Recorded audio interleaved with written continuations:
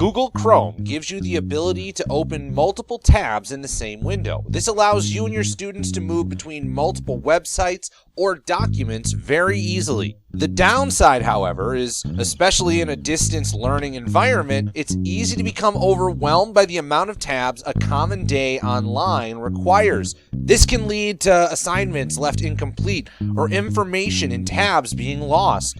Grouping your tabs can organize them in a way that supports executive functioning deficits, but also makes you feel less overwhelmed by your work.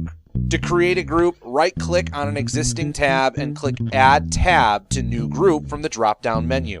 The new menu that pops up allows you to name the group and even color-code it. This will help put your students' groups apart from one another more visually.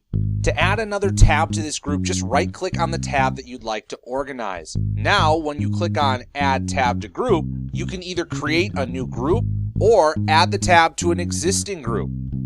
Once your tabs are organized into the group, you can maximize or minimize it by double-clicking and even edit the name and color later.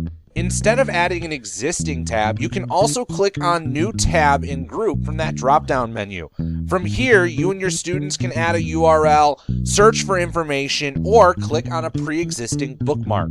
In the group menu, which opens when you click on the group title, you can also ungroup, close the group, or move the entire group to a new window to help you focus. To create another group, follow the same steps as before. Right-click on the tab and click Add Tab to Group. Select New Group instead of one of the pre-existing ones. Just like before, you can name and color code the group. To add other tabs to this group, right-click on the tab and click Add Tab to Group. Choose the group that was just created from the drop-down menu and the tab will organize itself.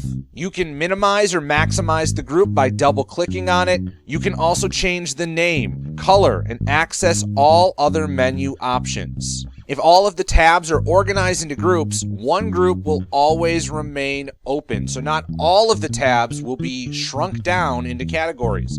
You'll have access to all of those tabs by just double-clicking on the groups to minimize or maximize.